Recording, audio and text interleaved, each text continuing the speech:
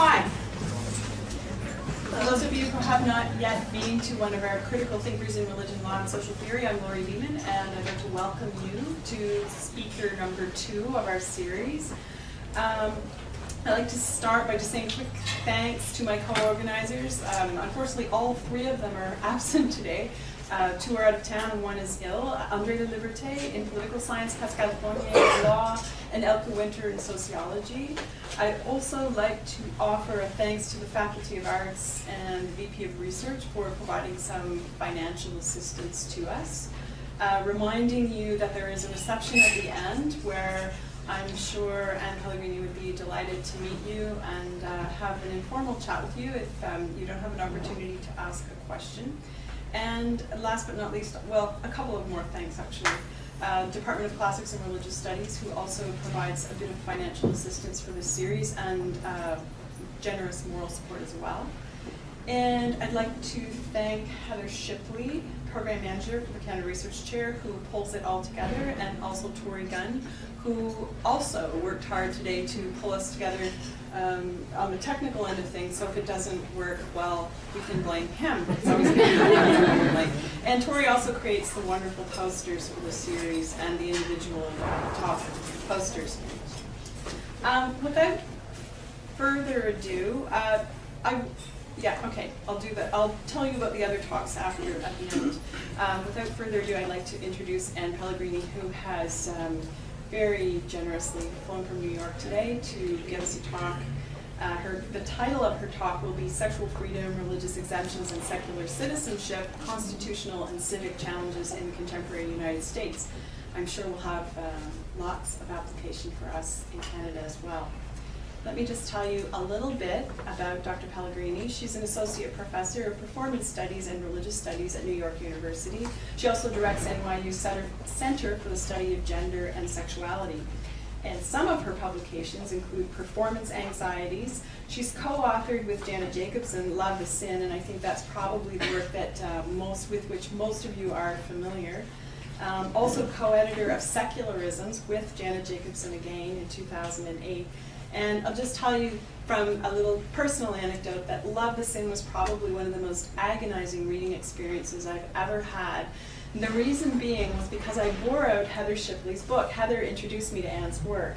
And I had taken it away and I'd hold up to read the book. And when I really like a book, I mark in it. And I make notes and I scribble and I think and I'm thinking on the page. And it was Heather's book. And I couldn't mark in it. So when I finally agreed, after I'd read about 3/4 of it, I was talking to Heather on the phone. I said, Heather, I'm really enjoying this book. Thank you so much for sharing this with me, telling me about Anne Pellegrini and Janet Jacobson's work. And she said, well, why don't, I said, I'm having a hard time though, because I really need to write in it. And she said, well, how about you just buy me a copy and keep that one? So you can see about halfway through I put little dots in the margins, like I think Heather's not going to notice I jotted her book. And by the end it's writing with reckless abandon. So thank you, Anne, for that compelling reading experience. And without further ado.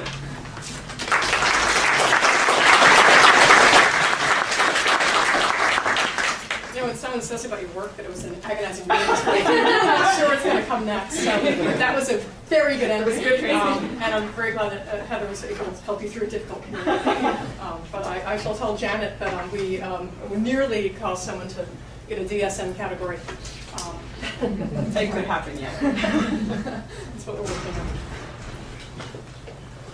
So let me begin by actually thanking Laurie Beeman for the invitation to speak with you today. It's really an honor to be participating in the Critical Thinkers in Religion, Law, and Social Theory series here at the University of Ottawa. And it's actually my second trip to Ottawa. So it's wonderful to be back here. I was first here in April of 1995, fresh-faced, or at least freshly scrubbed.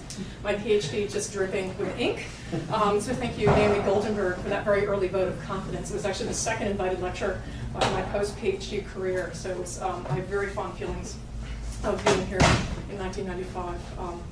And I also want to thank Dr. Heather Shipley for the work that she's done in putting this lecture together. She's a lot of the emails about some of the technical stuff about today's talk.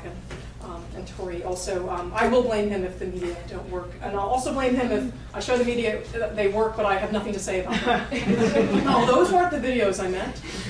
How'd those get there? So it's always good to have someone to blame. That's what parents are. Now, the title of that long ago talk was Know Your Enemy, Deconstructing Anti-Gay Rhetoric in the United States and Canada. I mentioned this previous paper's title because if I'm still interested in deconstructing anti-gay rhetoric, I'm no longer interested in doing so under the banner of the enemy, whether yours, mine, or ours.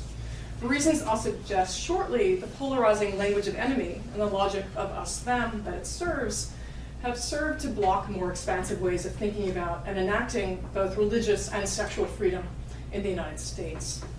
Now, in the title of today's talk, I've given you a laundry list of keywords: sexual freedom, religious exemptions, secularism, citizenship, and law, a term implicit in my invocation of constitutional challenges. And I'll be grazing by each of these terms, but doing so in order to illuminate something else. I'd really like to think with you out loud about the way debates over religion and sexuality animate and are animated by larger feeling structures of US public life. And partly this is in the service of sort of some of my new writing for my own solo book. Now, tolerance is one such feeling structure that I'm going to be talking to you about today. And indeed, it may well be the feeling structure par excellence of liberalism. It serves as a cover for a host of ugly feelings, to borrow the title of Xian Nai's work, such as fear, anxiety, and disgust. And note, when I talk about the feelings, the ugly feelings that tolerance masks, I'm deliberately not including hate. And I'm happy to talk about that and why I'm not in the conversation afterwards. Janet Jacobson and I have analyzed the structure of tolerance in our co-written book, Love the Sin. And so much of what I want to talk to you about today does come out of that joint writing and thinking with Janet. Our longtime collaboration in both Love the Sin and Secularisms, as well as in a series of jointly authored articles, as well as blog postings. Our longtime collaboration has really been one of the great joys of my intellectual life and, well, speaking of public feelings, just of my life. It's quite rare in the humanities to get to do jointly authored work. It's not the model, generally speaking, for work in the humanities, a little bit more so in the social sciences, but it's really been a privilege to work with her over these many years. So even as I'm standing here and speaking to you today solo, I do want you to listen for the missing part of this duet. I feel like I'm one hand clapping. Now I'll come back to the structure of tolerance and its ugly underside later on, and I'll hold that as the lure 3 videos that I'll be showing towards the end of the formal part of the talk, which I then want to use as a way to launch a discussion with you, because some of what I want to be doing is, in some sense, rehearsing some of the claims that Janet and I make in Love the Sin, but also sort of locating them in some of the contemporary conversation that's going on in the States, and what's also new in this moment of Obama, how much has changed, how little has changed, for example. And also because, as I said, the new book that I'm working on, which both comes out of, in some ways, some of the things that Janet and I puzzled about together, but I also am a psychoanalytically oriented thinker, so I'm really interested in thinking about the question of public feelings, and I'm trying to sort of map the relationship between religious structures of feelings, to use Raymond Williams' term, structure of feelings, alongside secular discourses of trauma. And to think about how, for example, to think about how fear works and is mobilized in religious contexts. And I've written about a kind of proselytism of fear in the context of hell houses, which are a missionizing form of theater that targets youth in the United States and Pentecostal communities. And I'm really interested in that feeling structure alongside trauma, which is, I think, a particularly secular discourse. And the question whether it's a secular experience is something I'm still puzzling over. So anyway, we'll come back to tolerance as ugly underside later. I'll show you the videos, we'll talk together, and we'll see what happens. Right. But I want to begin right now with something that would seem to be the opposite of fear, anxiety, and disgust, but which might have more in common with them than commonly supposed, and that's hope. Now, hope was one of the great keywords of the 2008 presidential campaign. The official campaign slogan of the Obama campaign was "Change we can believe in." But the campaign was also associated with 2 other slogans, "Yes we can," and simply "Hope." The Obama campaign's success to some degrees even depended on its ability to brand hope And recall here that the title of Obama's second book, the critically acclaimed book, Audacity of Hope, that was a certain branding of hope. But one of the things that they did so cannily, the Obama campaign, was even as they sort of spoke in the language of hope, they left the category sufficiently open such that very different people with sometimes very different political investments could project onto Obama an array of expectations, wishes, and aspirations. Now, Obama did assemble an extraordinary coalition, and one that included millions of liberal and progressive voters. However, this doesn't mean that Obama himself ran as a liberal, let alone a progressive. And certainly, he has not been governing as one. He is, as numerous commentators have noted, a pragmatist who prefers consensus politics over partisanship. Now, personally, I think partisanship has gotten a bad rap. The problem, or, well, one problem, of US politics is not the dearth of bipartisanship, but the way the fantasy or ideal of it blocks more expansive thinking. And we can see this in US policy debates over healthcare, in which Obama's insistence on bipartisan legislation ceded the terms of debate in advance and gave the framing of the legislation over to Republican opponents of any healthcare reform at all. And it gave it over as well to conservative Democrats opposed to any public option. The election of Obama notwithstanding, then, the political spectrum in the United States remains a very narrow one. Now, I used to say that the spectrum ran from the center-right to the hard-right to the right hand of God. And, you know, at this different political moment under Obama and post-Bush, maybe I'll revise that and say it runs from the center to the center-right to the right hand of God, because the hard-right has been split. But even here, I wonder. From Reagan onwards, the political starting point in the US has been pushed so far to the right that today's political center was yesteryear's right wing. And my friend Janet likes to joke that she's a Nixon Democrat. But her joke has a very serious purpose. She wants to point out just how skewed US conversations, let alone policymaking, about political economy and social possibility have been by 30 years of conservative governance. Paul Krugman, the liberal economist and New York Times columnist, recently said the unthinkable, at least for a liberal. Namely, he wrote, he missed Richard Nixon. That was actually the title of the column, I Miss Richard Nixon. Now, I do want to point out that Janet was making this joke at least 5 years earlier. She just didn't get to publish it in the New York Times. Now, Krugman does hasten to add, after saying he misses Richard Nixon, that he still thinks Nixon was, I'm quoting, was surely the worst person other than Dick Cheney ever to control the executive branch.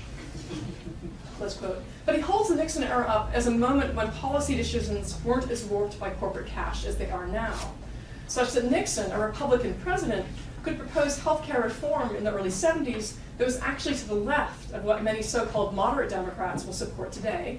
And Nixon was also in favor of tighter regulation of insurance companies, far tighter than what is being proposed under the Democratic bill that is pending in the US Senate. In contrast, the Obama administration invited insurance companies and big pharmaceutical companies to participate in the drafting of legislation, an example of not just letting the foxes guard the chicken coop, but giving them a Kentucky Fried Chicken franchise and calling it health care for chickens. At the end of the day, Obama's and the Democrats' lack of political courage may result in health care reform for chickens. Not for chickens, but free-range variety. Shout out for the vegans. Like a lapsed vegetarian, so don't get me going. And don't get me wrong. I'm not saying that it's a matter of no difference whether Obama or McCain won the 2008 presidential election. This is the kind of nonsense that Ralph Nader spouted after the 2000 elections when he said, oh, it really doesn't matter, whether it was Bush or Gore. Frankly, let me count the ways in which it turns out to have mattered quite vitally. Symbolic politics matter, which is one thing the Nobel Prize Committee recently bet on, giving Obama the Peace Prize. But Obama has also made some policy decisions that no Republican administration would have taken. Among his first acts in office was the repeal of the Mexico City policy, also known as the global gag rule, first adopted under the presidency of Ronald Reagan in 1984. And the global gag rule barred US funding to international organizations that offered abortions. Yes, it barred US funding to international organizations that offered abortions, gave out information about terminating pregnancies, or advocated for the legalization of abortion. A quite broad set of things were being barred under the Mexico City policy. And President Obama also supported and signed the Lilly Ledbetter Fair Pay Restoration Act. In fact, this was the first legislation he signed as president. The legislation in question makes it easier for persons who've been discriminated